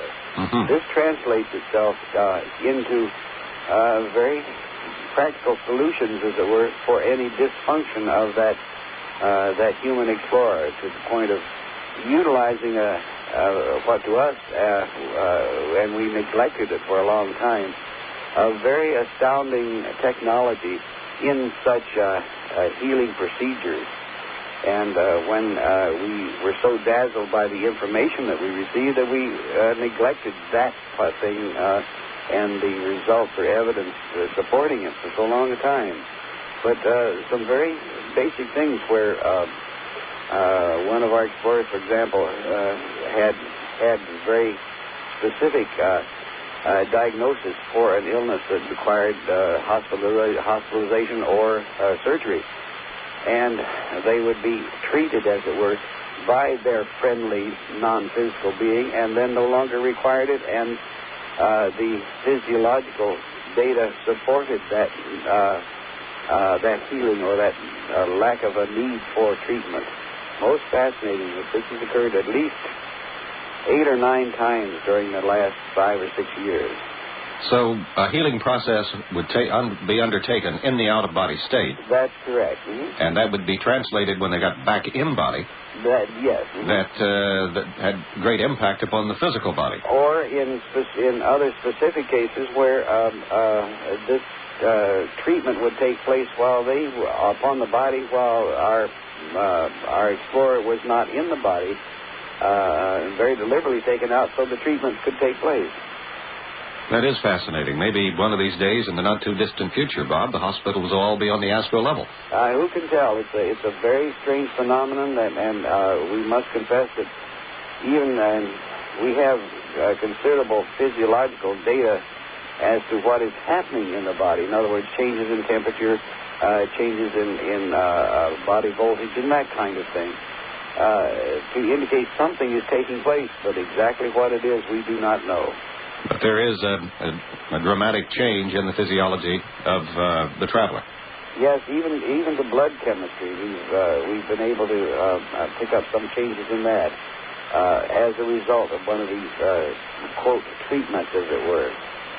So, but it's necessary to have that encounter with this intelligence on the other side. It's done externally. By that I mean by an external source, as far as we can determine. We can only classify it as an external source that does perform this function, and the methodology employed is totally beyond our comprehension. If that word gets out, you may have a lot of people lining up there at the Institute. Well, we are not in that business, as it were. This is just a thing that happens within our laboratory facility. Okay, fascinating stuff, Bob. Paul, you're on. Hello? Yeah, Paul, go. Yes. Two things. Many things. I wanted to thank you, Bill, for the show entirely. I've just been listening for several years, and I appreciate very much having this stuff go on. Well, I appreciate you're listening and enjoying. Well, this is just a wonderful. And also, I wanted to ask Robert if I would be able to get more out-of-body experience from him, or perhaps even from some of the other callers this evening that have had personal things. There might be just something for contact. We have, are you speaking of information? Is that what you're looking for? Well, yes, because I've learned some things about how to remember my dreams better. Yes. But I haven't gotten to the out-of-body yet. Well, in your own out-of-body. Is that what you mean? Well, yes. Don't feel like a Lone Ranger. Well, as I say, if you take the assumption and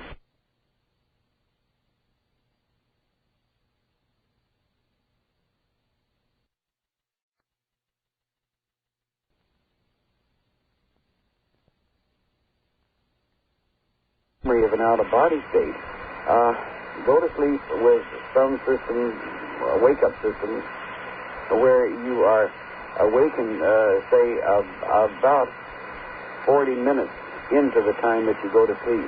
Mm-hmm. You will have, quite possibly, if you do this several times and adjust the timing of it to conform to what you do, you can probably find out much about what you are doing in that out-of-body state during sleep.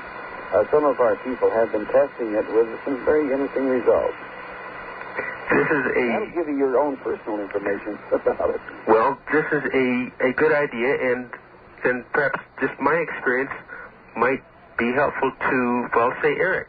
Definitely. This thing of recalling the dreams very much, and it's something that I learned a couple years ago, and it's to, well, first, as you said, well, exactly as you said, when I go to bed, to just say, to think, to say that I will remember my dreams, that this will be a beginning, and then also I would keep a pencil and paper next to the bed. Very important. Right, and then immediately upon awakening, I'd write down the story of the dream in reverse order, because I could remember the most recent thing easily, and then the step before it, rather than try and go all the way back 3 or 4 hours. Absolutely. That's indeed the best way, because it's sort of like an unraveling. The latest or last one will lead you to the one preceding that. You're very right. And just, well, that's it, to take it in small steps. Yes. Like that, in reverse order. Very much so. And then after I just write down it like an outline, I could go back and fill in more details of the story, and it just, because I can remember this first step or two, then the ones before that will come to my recall. And it's helpful just to do it for a time, because it's, well, like as much as we exercise our muscles, that over time it builds up. And I have found that in recent time it has come so very, very often I can remember the story of my dreams quite well, and even that's something because I'll go down to the library and get one of these dream interpretation dictionaries and find that I'll look at my notes and see the dream interpretation of these things, and then I can figure out what the story was. These people who are, 5 years and 5,000 miles apart, but in my dream they're just a mixture together. And then when I look at this, well, as much as we have just an outline of a story, well, it comes to me. There's a more sophisticated way, and I say sophisticated in a very loose term, that you can try this, and it works even better than the writing down procedure. Get yourself a little voice-activated cassette recorder. They're not that expensive. And all you have to do is talk, and it'll record. And you can do this in darkness. You don't need to turn on the light or whatever to write. Don't need to pick up the pen. All you do is turn over slightly in bed and start talking. And it works very, very well. I see. And you will have a much more coherent recording reporting rather of your dream state or your out of body state, because then you can verbalize it as against having to laboriously write it down. Well, that's it, because I'll be able to just do it faster. That's right. Then before it gets buried under your left brain consciousness, you see. Well, that's it. I have outside distractions that are going to come along one way or another. That's right. I can see me doing that, and my wife telling me to shut up. That's what you have wives for. All right, Paul. Thank you very much. Thank you very much. Appreciate you sharing that with us. And we have Larry on the line. Hello, Larry. Hi, Bill. It's nice to get to talk to you. This is an unusual program, as I don't hear you that often, and I just happen to be listening tonight. But where you been? I hear you, but I just don't get you every night. But I have never called the station before, but when you mentioned this out-of-body thing, it happened to me, because I just figured out, I was telling who answered the phone, it's about 1952, and I had 2 children at the time. They were small, and my wife had gone to the movies, and a neighbor had given me a book on yoga, and I was talking about skeptic. I've been one all my life, and I started reading this stuff, and I was getting into the meditation part, and I was sitting in a chair there in the living room reading this book, and it says then to close your eyes, and I was doing all that. And all of a sudden, I was up by the roof. It was a ceiling, not outside of the house, but I could feel the heat. It was in November, and they had the heater on. I could feel the heat up the roof, and I could look down and see myself. And I was so, my reaction was that I was frightened. And the next thing I knew, I was sitting back in the chair again. I said, God, this is weird, because what they described in this book I was reading, I didn't expect it to be like this. Now, I don't know what Mr. Monroe would say if this is a normal way that this thing occurs, but at that time, back in the 50s, if you talk to anybody about like that, it's like flying saucers. And what's the matter with flying saucers? Normally, back in 52, they'd lock you up. So, that's why I say I didn't tell anybody. Never have told my wife. I told my daughter here about 5 years ago, and she still looked at me like I was a little bit. You just now told everybody. Well, that is far more common than one would care to admit. You see, you've just finally brought yours out of the closet. There are millions of such incidents, and people are now finally bringing them out of the closet because now they're no longer worried about the label of I'm going crazy or something like that. Yeah, well, that was just what I thought. I could actually see myself so vividly, and I could feel the ceiling and the heat from the heater, and that was what really startled me. And I didn't think, if you took a trip like in a dream, you didn't have any feelings. Yeah, that's right. Well, hopefully the next time that you can drop into that state and not be afraid of it, knowing full well that it's not going to hurt you or anything like that, and let it happen. Yeah. And then begin to explore it if you're at all curious. I think the thing that bothered me was any time after that, I thought that maybe I'll go out there and never get back. You'll always come back. Doesn't work that way. At least I did it. Doesn't work that way. Well, listen, thanks a lot. I'll have to get your book. All right, good. All right, Larry, thank you very much. Bye-bye. That's an experience very similar to my brother when he came out to visit me a couple of years ago, and he found out what his younger brother was into. Mm-hmm. He confessed that he was angry at the kids and angry at his wife, and he was sort of half laying on the floor, half laying on the couch watching television. The next thing he knew, he was floating up. He thought this was fun.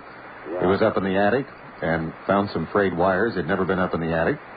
Went on down to Texas Power and Light Company where he works, listened into the conversation of the guys down there while he was gone. Mm-hmm. Came back, thought he was crazy, went up in the attic the next day. There were the frayed wires.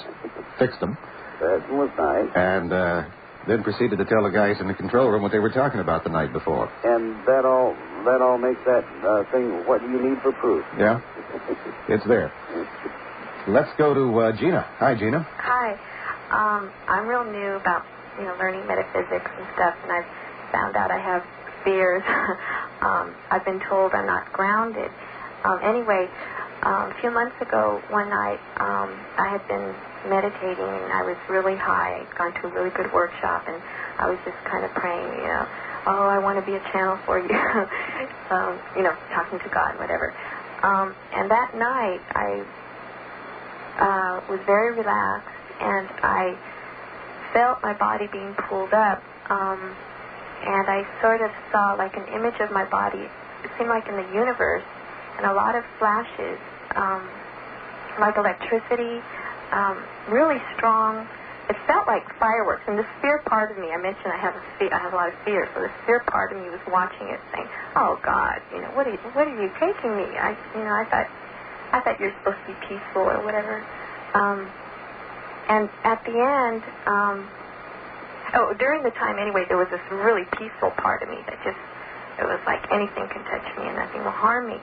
But it was sort of scary because there was so much, like I said, flashes of electricity, fireworks, and also I think I saw like my chakras opening up.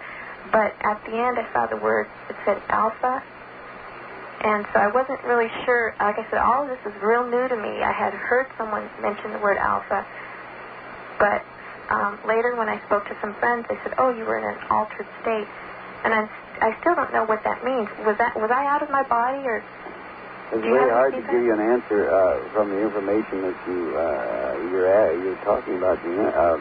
But when I hear those kinds of things, my response is, "Oh, please, why don't you go and explore it some more?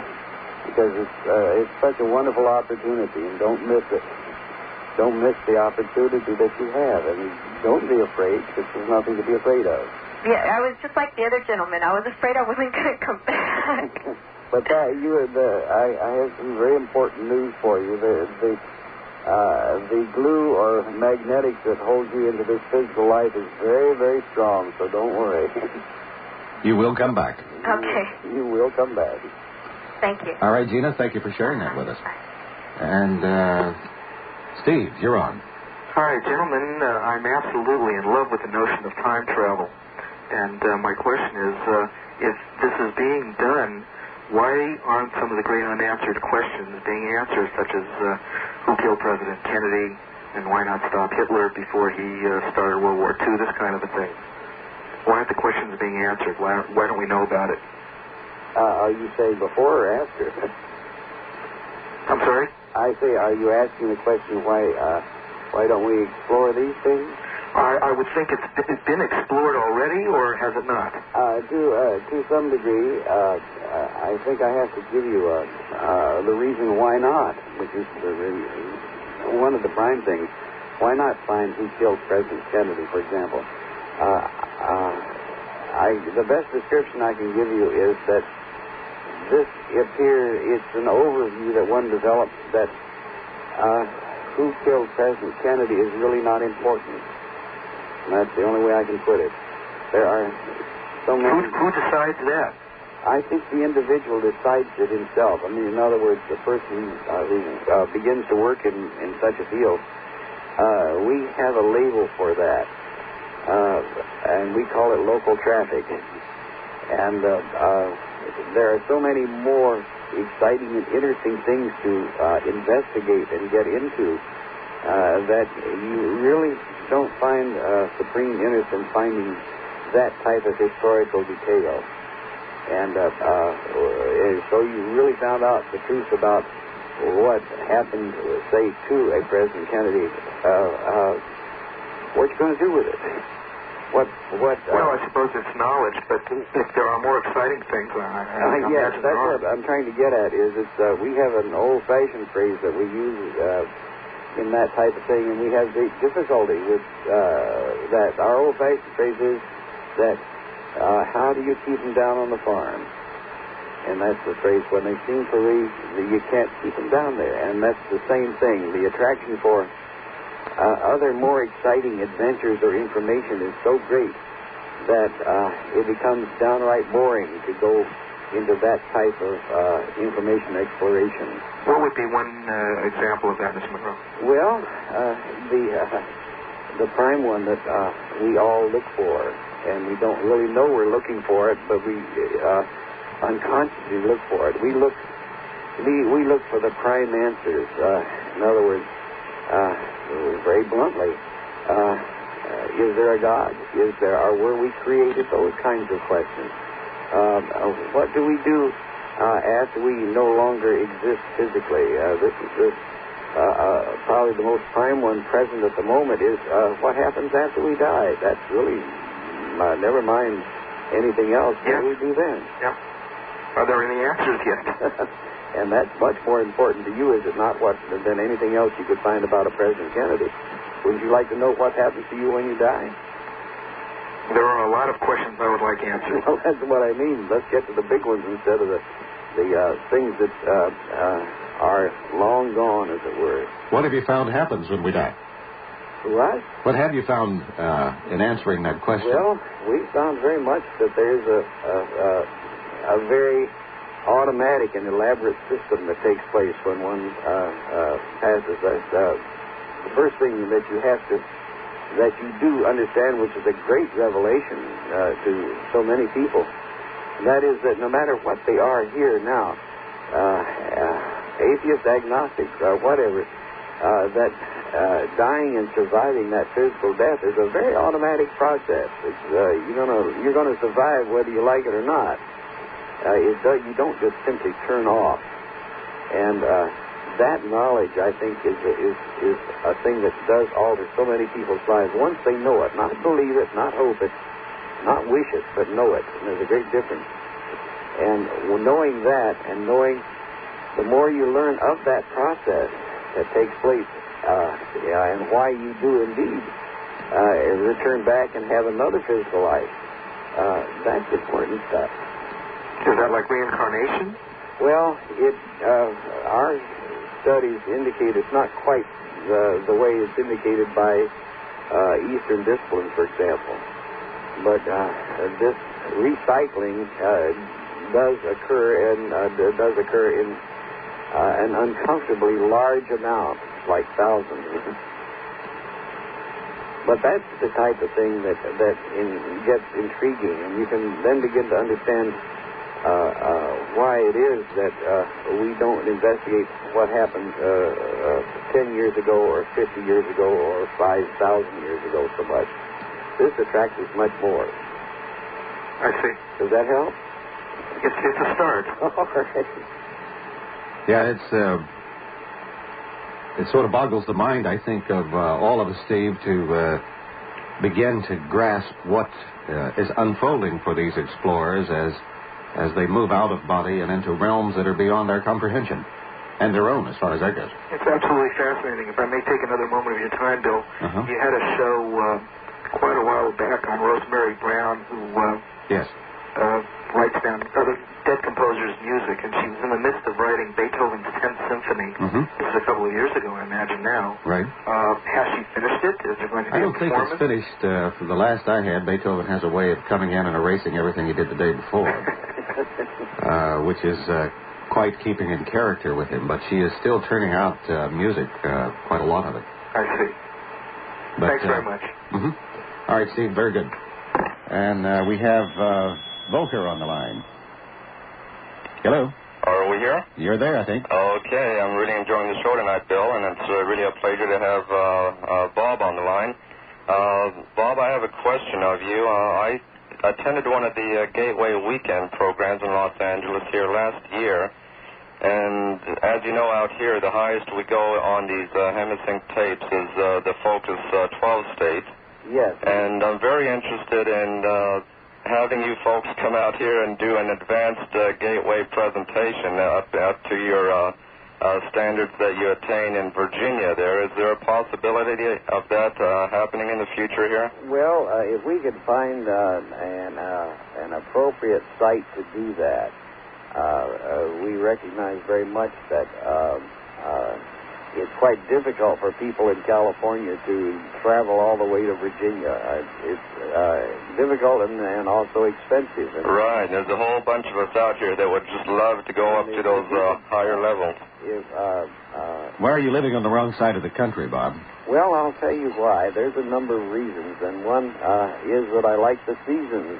We've had some floods here. It didn't affect us, but not that kind of season. But there's sort of a renaissance effect when you go through fall, winter, and spring, and I think that's the reason. I spent many years in and out of California, you know, but that was back in my show business days. So we will hope to do this, and if we can find a system whereby we can properly do it, because of that very reason. It's very difficult. It's a very complex method. This our Gateway Voyage program is not that simple to put together in another site other than our facility here. And we found that if we could find some way to do it on the West Coast, we certainly would.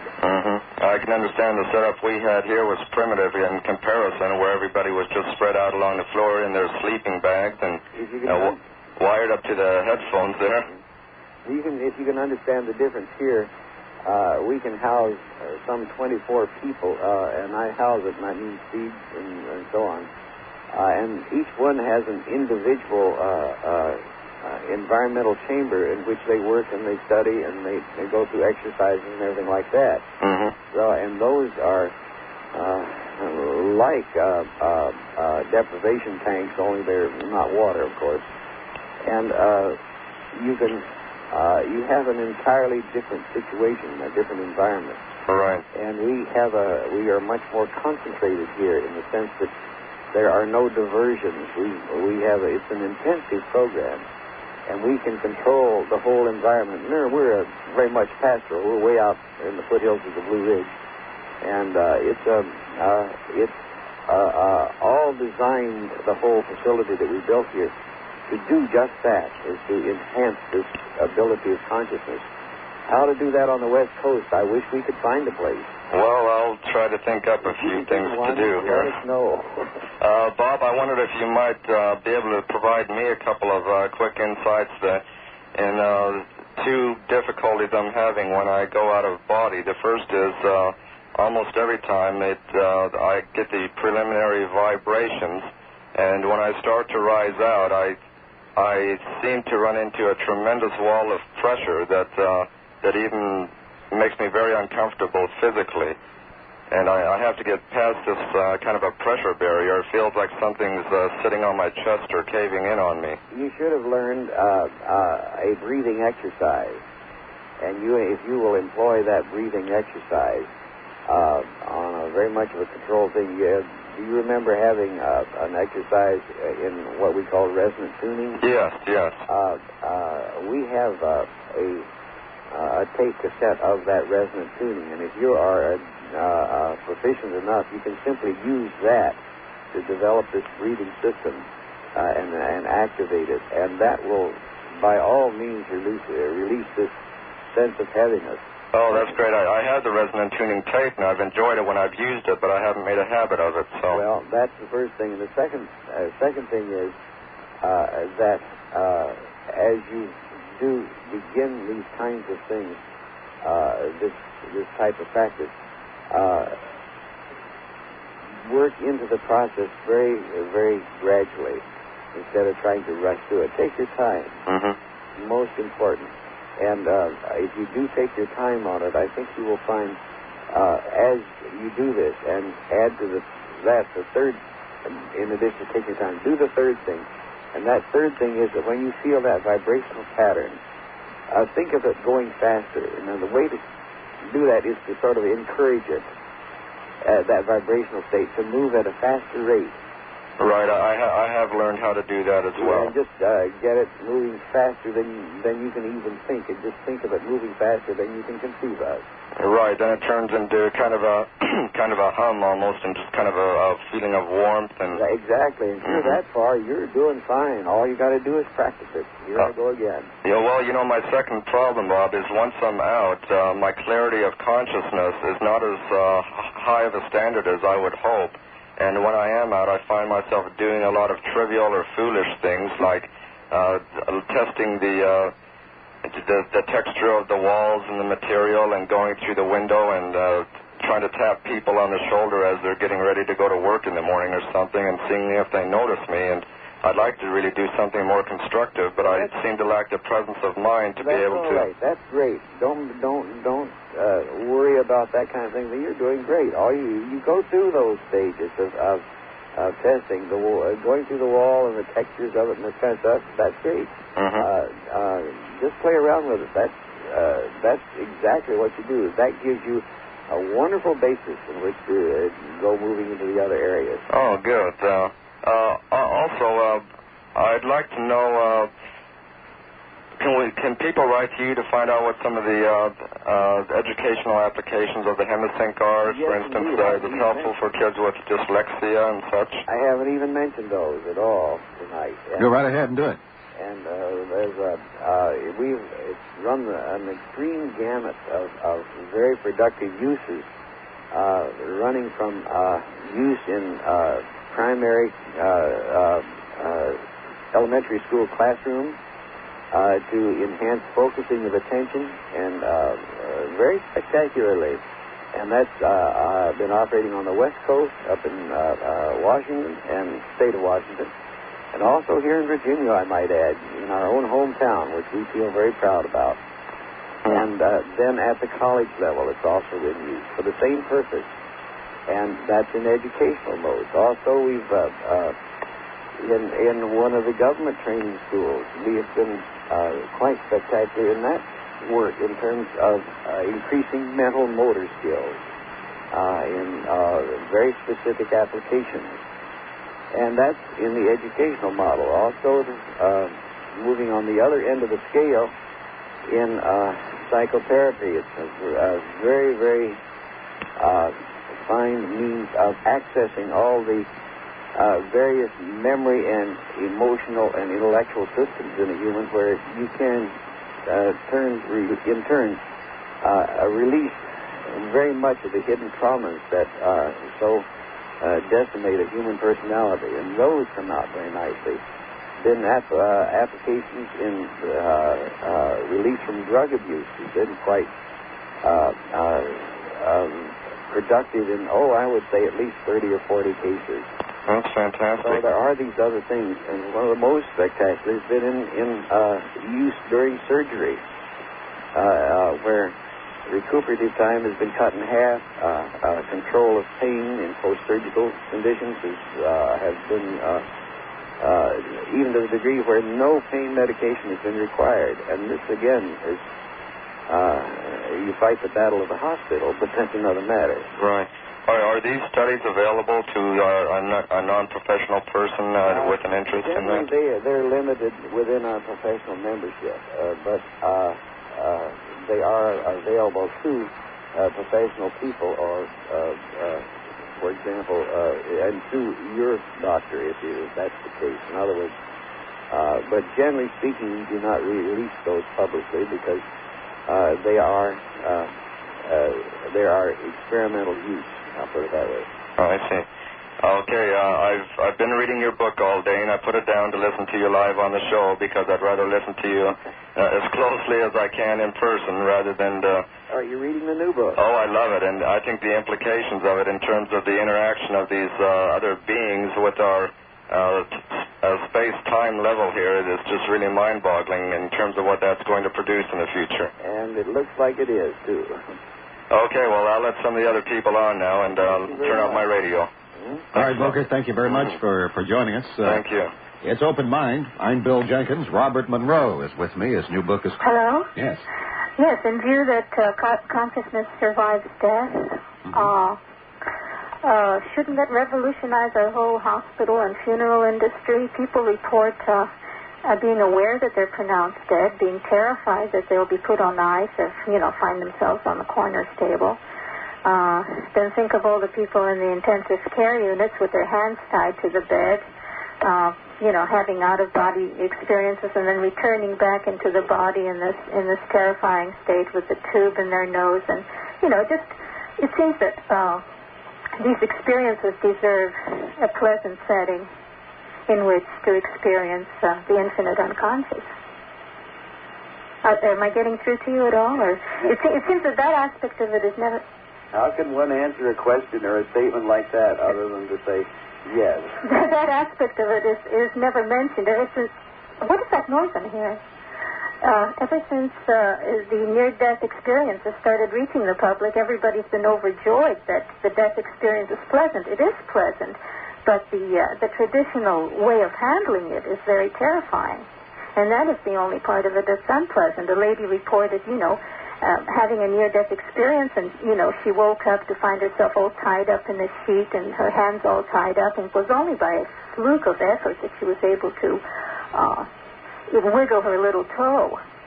But think of all the others, Well, I think it would be well, Sue, if the medical profession took a little more interest in the study that Mr. Monroe and his group are doing, and others, too. We'll certainly be going into that in some detail next week with Diane Morrissey on the near-death experience. You might find interesting. I'm saying a little more than that. I'm saying that our present way of handling it is reminiscent of some kind of a Dracula Tales of Horror type approach. Where people are right. The embalmer, the sutures the neck, and primitive is the word. But primitive, right? It would scare a witch doctor. So it's a really terrifying, nightmarish thing. And other than that, the death experience has been reported to be very pleasant, but it can turn into a nightmare under those conditions. And I think, that people should get behind that, the right to death the way they're getting on the right to life. In other words, fuse the abortion, the right to life movement with the right to death movement. Because I think you hit a very, very profound chord in our human understanding. Yes, the right to death and the right to die the way you would like to. Right. And